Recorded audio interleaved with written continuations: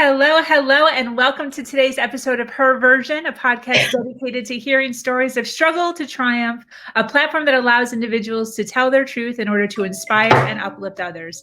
I am your host, Sabrina Victoria. If you are new to this podcast, make sure you follow, like, subscribe, and share. Today, we have an amazing guest speaker with us, Tiffany. Looking at Tiffany now, she is a mother of two boys, 11 and 3. And almost 2 years sober. However, it wasn't always so peaceful in her world. When she was 20 years old, she was serving in the military, and a knee injury changed the trajectory of her entire life. Prescribed Latrobe as a painkiller, she was unknowingly thrown into the world of addiction. Over the next 11 years, she battled an addiction that had her intertwined in a cycle of prostitution, dancing, needles, and rehab. She is now healing from her past, working on her confidence, and is starting to feel stronger than she ever has. Welcome. Hi. Girl, I'm so excited to talk to you. Sorry, I was trying to turn the fan on. Okay, I apologize for that. I'm thrilled, like beyond excited and nervous. Super. No need to be nervous. I'm so excited that you decided to take some time out of your day to sit down with me and share your story in hopes that it'll reach people, because your story definitely has so much going on, and definitely can impact and really inspire individuals that are going through the same exact story that you've been through. How are you doing? How are you doing today? How was your week? Oh, I'm great. Every day is a blessing, because every day sober is a blessing. But my weeks are pretty dang good, and I'm lucky to be alive compared to what I was headed for. Everybody says I should have been dead. The amount of things that I was doing, pretty bad. So I'm pretty happy, pretty blessed. Yes, 100%. Hey, by the way, how old are you? 34. You look so young. Everybody says that. I guess I should have. I used to hate it. I really did. Like when I was, 21 and 22, and I'd still get carded for cigarettes, I'd get so mad. I'd be like, oh my God, I so look old enough. And then, now I'm 34 and people card me for a pack of cigarettes. I'm like, yes, you just made my day. But then at times like this, I'm like, man, I wish I didn't look so young. I guess my voice doesn't really help that much either, because I know I sound like a little 10-year-old sometimes. That's just the giddiness, man. I can't help it. Oh, that's so cute. Well, listen, girl, I'm so excited to have you on here. Thank you so much for taking some time out of your day to chit chat with me and share some of your some of your experiences, some of your stories with us.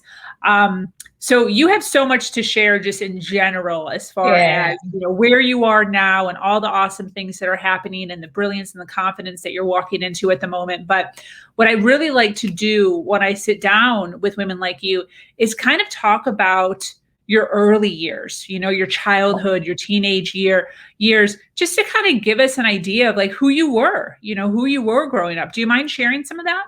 Not at all. You're actually going to love this, because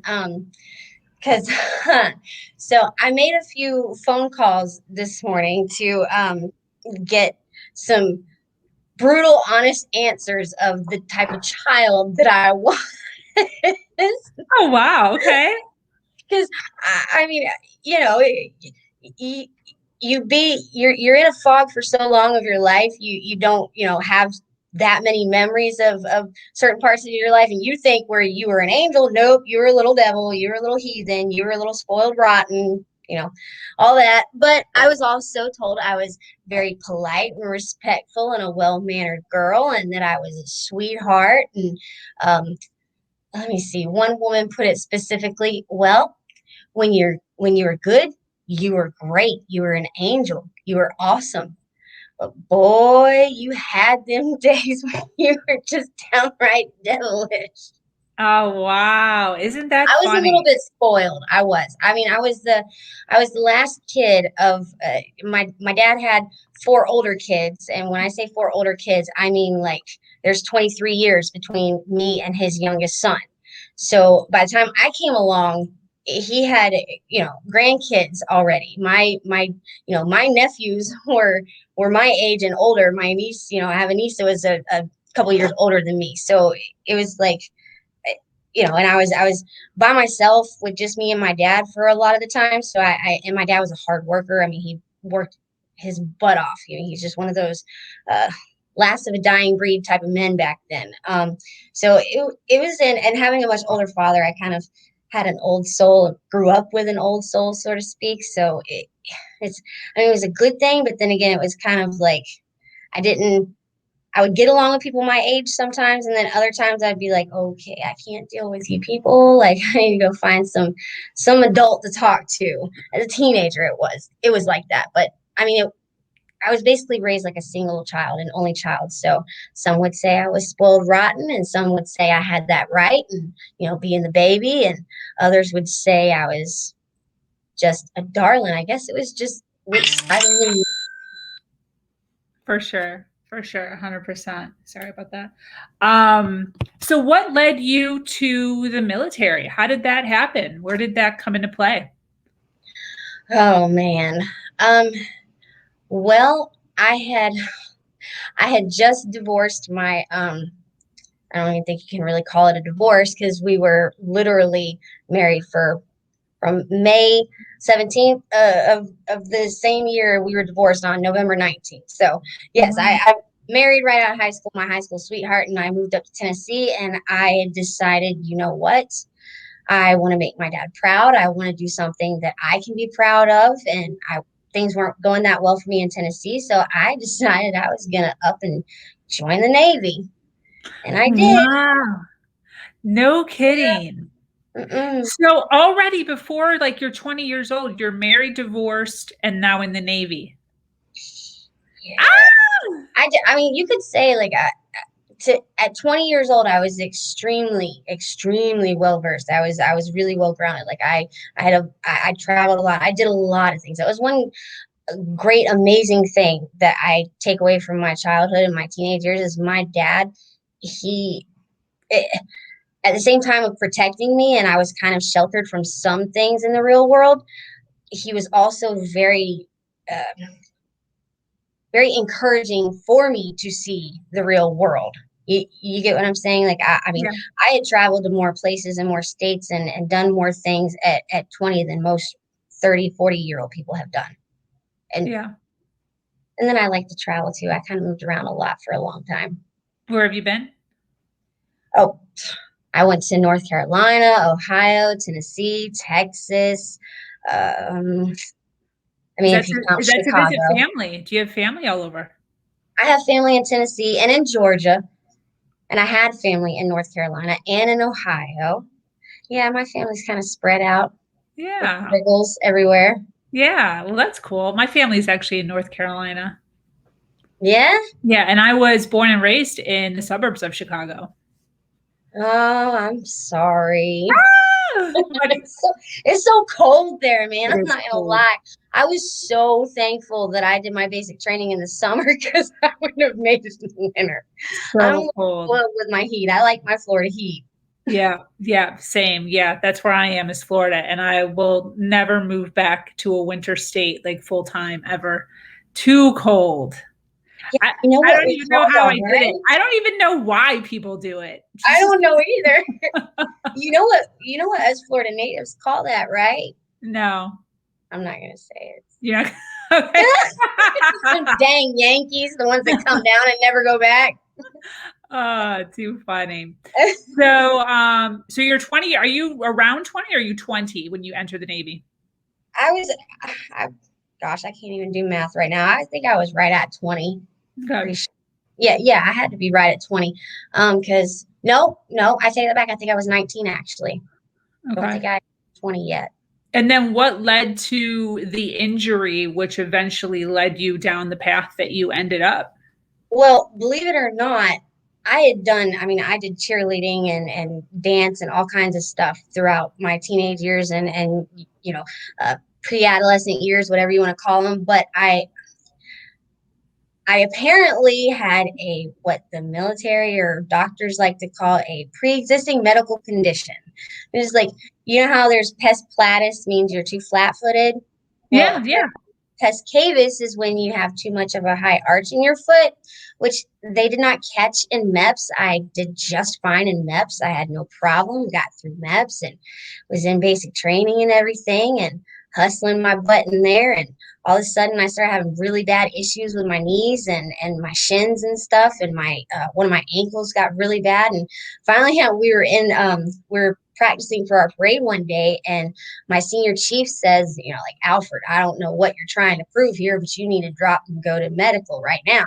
So I Because you did, were like and limping around. Were you limping I or was, what? yeah, I was just fighting through it. I was like, I was not going to break, I was still fighting through it. And when I went into medical and I saw the corpsman, he point blank told me that I should have never been let into the military, that this was a pre-existing medical condition due to the, what do you call it? I don't even like to use that word, deformity of my foot because of having high arches. And he explained it all to me. And he said, basically, you will have to get a knee replacement every 8 years, no matter what, no matter whether you're in the military or not, which I've never done. Yeah. Never had a knee replacement. Probably should Wow. have. But yeah, I had no clue that that was anything. And I was like, dude, I was a cheerleader. I did dance. I did all this stuff. Like, how come it never bothered me then? Like, never bothered me. Not at all. I, Wow. I don't know. Maybe old age caught up to me fast or something. But yeah, Wow. that was the damage that was done in my leg was just there was no way they were going to be able to keep me. So yeah. Got it. Got it. And then, so what was the process after that? You left right away, or did he prescribe, or how did that work? No, they prescribed me orthotics, which, just shoe inserts or whatever. And he's like, I'm telling you, I mean, pretty much I tried everything I could because I begged them to just let me try everything I could before they went ahead and gave me an honorable medical separation.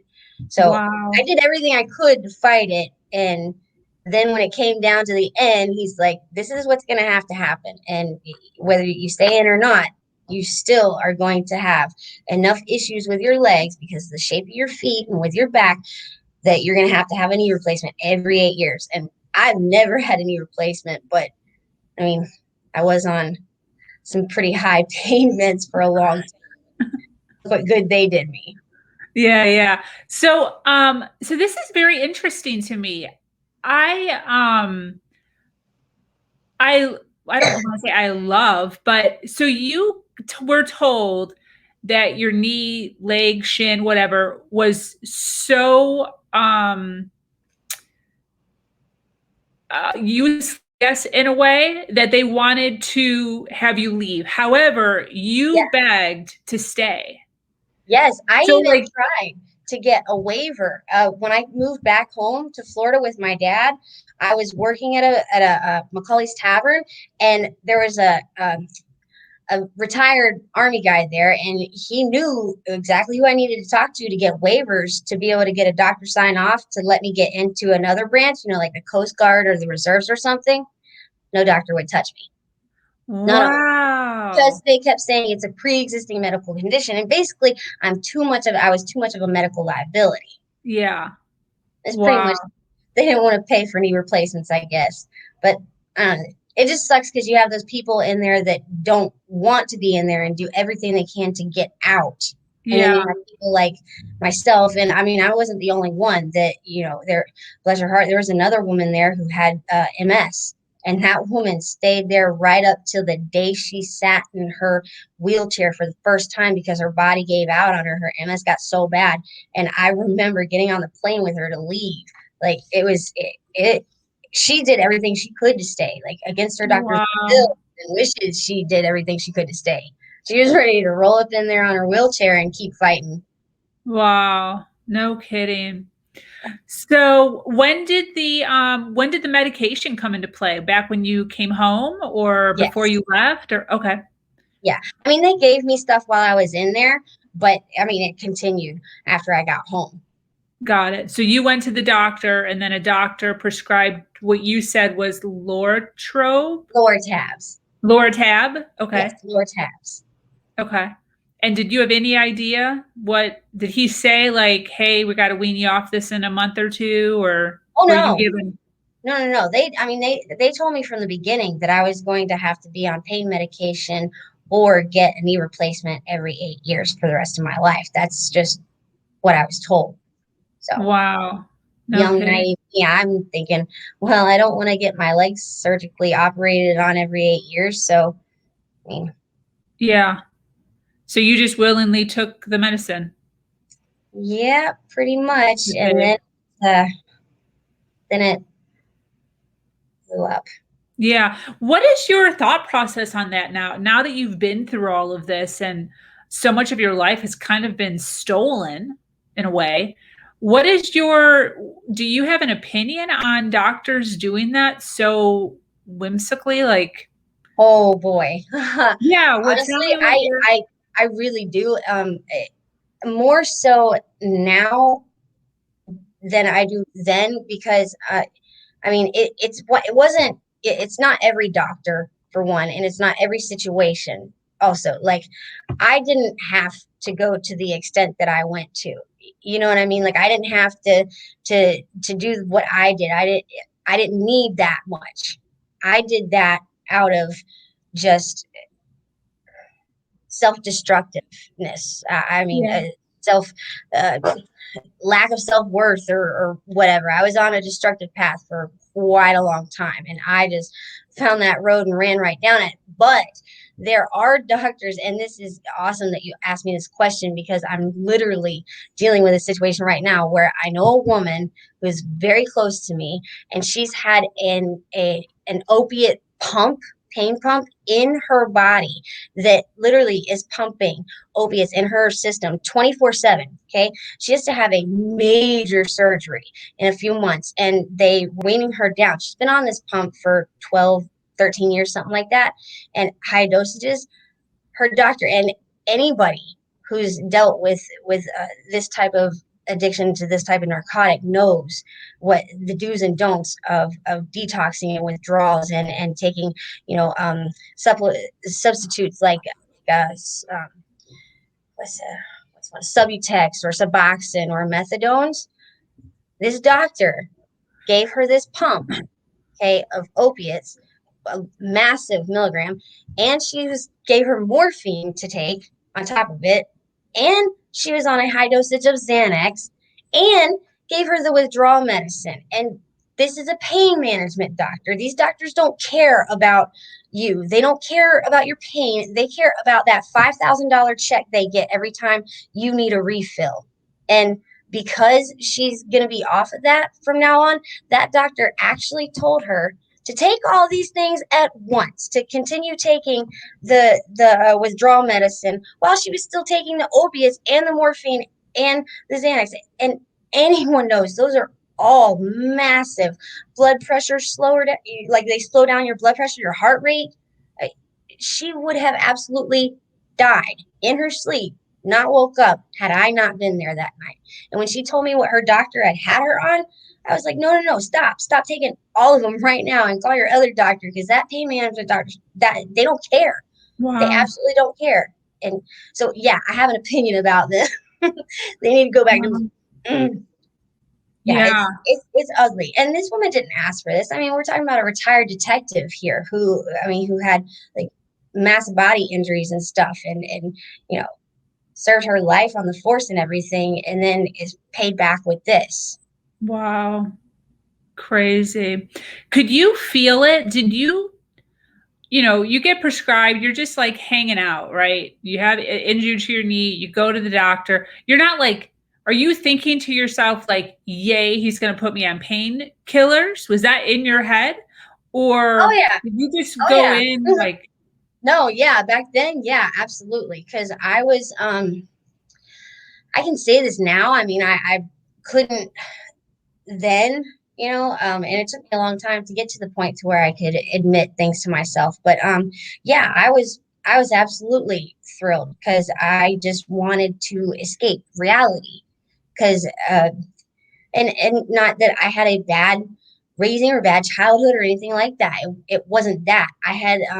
I had a lot of issues with myself, and it was my escape out. And, I was happy about it back then because it was my way of numbing everything and, escaping reality. Like I said, I was on a very self-destructive path. I didn't know what I was doing, where I was going, who I was really. I mean, I took me till I was 34 to finally figure out who I am and who I'm supposed to be.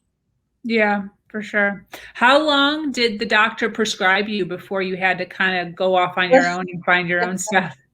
Not long. Once they caught up to the fact that I was abusing it, that I was taking way more than my prescribed amount, I would say it was not even a year, maybe, Wow. maybe, yeah, maybe a little bit more, maybe a little bit less. But yeah, it wasn't very long at all. And trust me, some of those doctors communicate with each other, so it's not easy going to a different doctor unless you're, of course, back in the pill mill days, which it wasn't quite that bad when I first started with the pill Yeah. mill, but still So got. how did you know? Had you taken pills before? And I then mean, not like that, not like okay. and at the time I didn't even know what they were. I mean, I think I had taken like a Valium or a Soma or something, back in high school, not a whole one or anything, like just teenagers partying, having fun or whatever. Yeah, I'd done that a couple times, but nothing serious, nothing. I wasn't, nothing addictive like that was.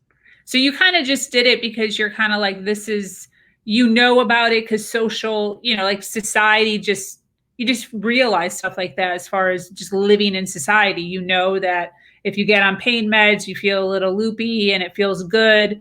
You've had I a couple experiences in your past and, you hear about it on the streets, friends, movies, shows. So you were kind of just, Well, I mean, it wasn't really about, like hearing about it, that made me want to do it or anything like that. It was, just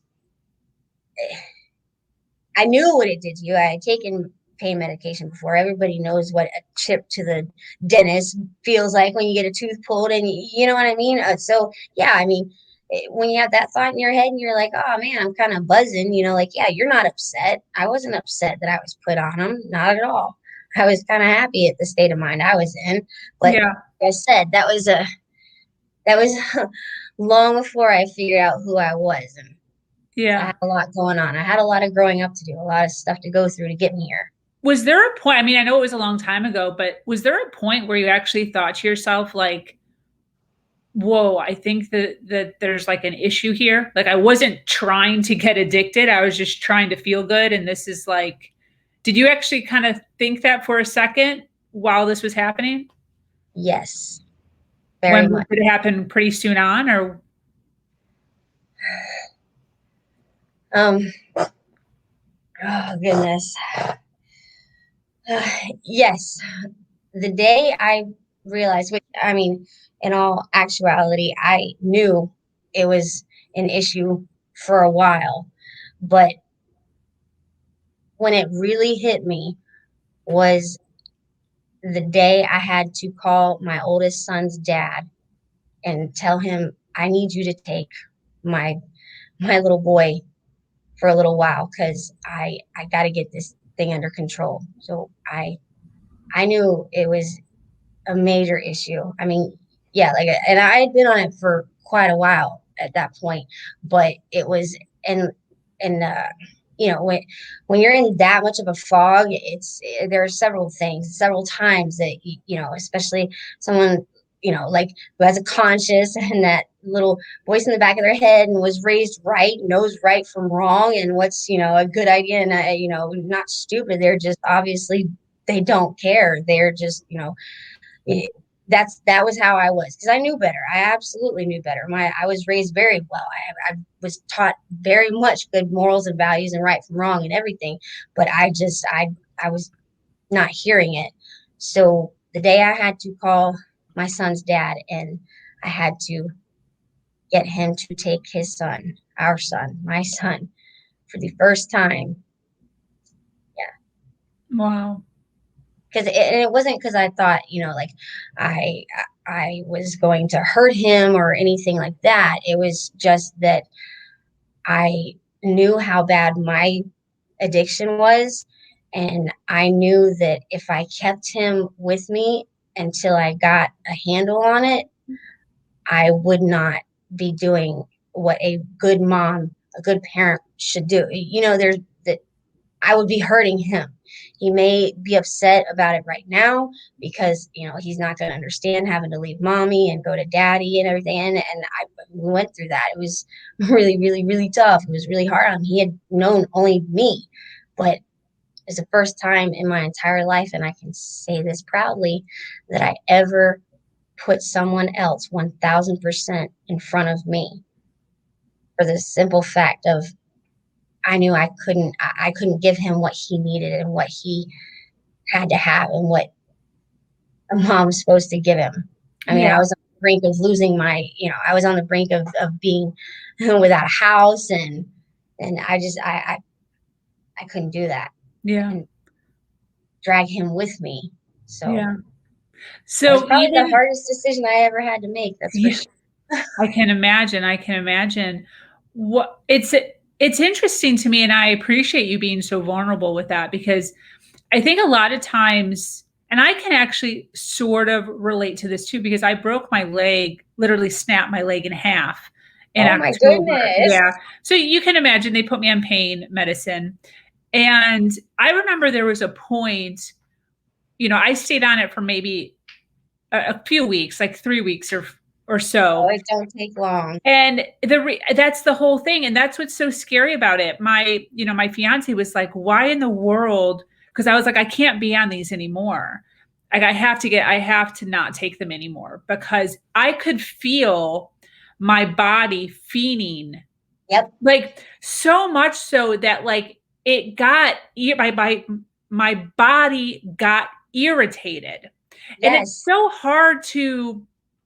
it's hard to explain, because it's like, guy, like, what does irritated mean? And I don't know how to even explain it, but I knew unconsciously, not consciously. I knew unconsciously, because I'm in the sobriety arena. I've been, so I don't know if you know that, but I've actually been sober for 14 years. I used to drink. I never did drugs or anything like that, but I drank, and I was just being a shitty mom. I was a single mom, so I just stopped drinking.